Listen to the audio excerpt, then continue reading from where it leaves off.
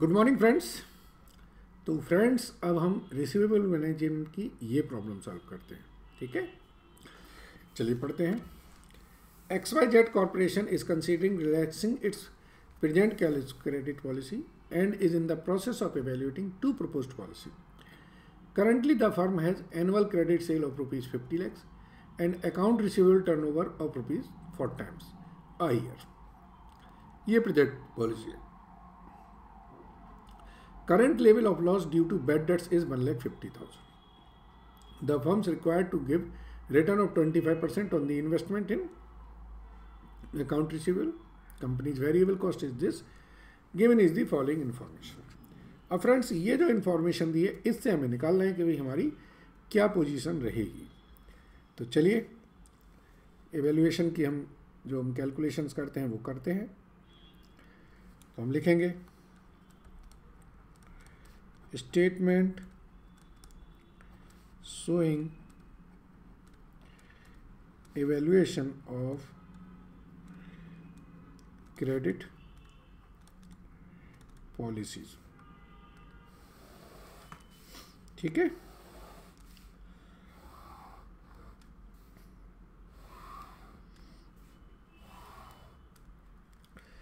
यहां हम लिख देंगे प्रेजेंट पॉलिसी, यहाँ हम लिख देंगे प्रपोज्ड जो पहली पॉलिसी है एंड प्रपोज्ड जो हमारी दूसरी पॉलिसी है। ठीक है जी, ओके। लिख दीजिए सेल जो होगी क्रेडिट सेल प्रेजेंट में हमारी 50 लाख है और कितनी उम्मीद है 60 लाख और 67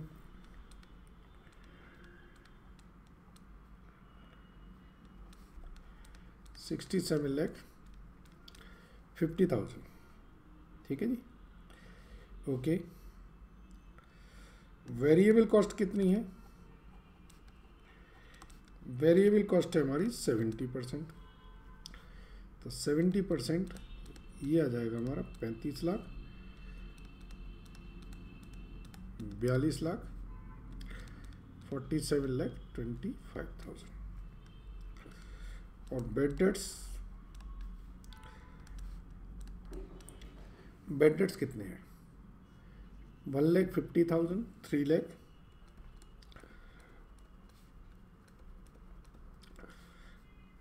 एंड 4,50,000। तो ये हमारा जाएगा profit before tax. How much? 13,50,000, 15 lakh, 15,75,000। अब हमें इसमें देखना है opportunity cost of investment in receivable. तो देखिए आपके जो डेटर्स हैं हम लिखेंगे amount invested in receivable is equal to cost into average collection period upon 12। हमारी कॉस्ट कितनी है? हमारी कॉस्ट है यहाँ पर 35 lakhs इंटू 4/12, फिर है 42 लाख। एक सेकेंड, ये 4 टाइम है, सॉरी डेटा टर्नओवर रेशियो है। ओके, डेटा टर्नओवर रेशियो दिया है 4, 3 and 2.5। So average collection period होगा 12 upon data turnover ratio, that is 3, 4 and 5। 2.4 है ये।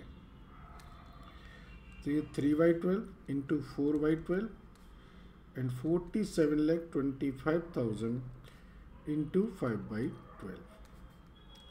So this comes to how much?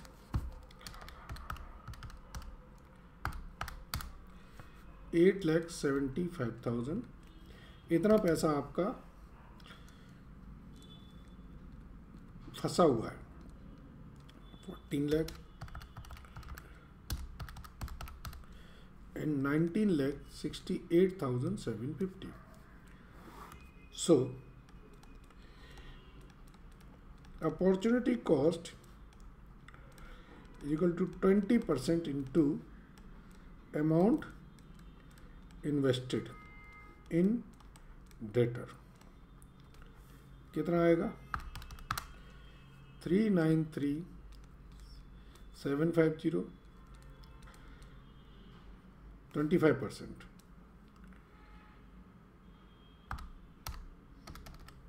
1968,750 into 25%. So ये आता है 492,188. ये आएगा 3,50,000 and this comes to 218,750. तो ये यहाँ लिख दें.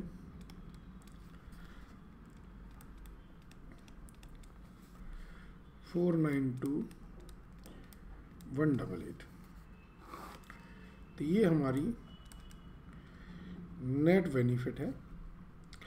इसमें 1131,250, 1150,000, 1082,812. ठीक है जी. तो आपको अब समझ में आ रहा कौन सी पॉलिसी लेनी चाहिए. ये हमारी बेस्ट है, इसको सेलेक्ट कर लो. तो प्रपोज्ड पॉलिसी शुड बी. ठीक है फ्रेंड्स, समझ में आया. सिंपल है. बस आप पैसा ये इन्वेस्टमेंट वाला कॉस्ट पे निकलता है, इस बात को ध्यान रखना है. Thank you.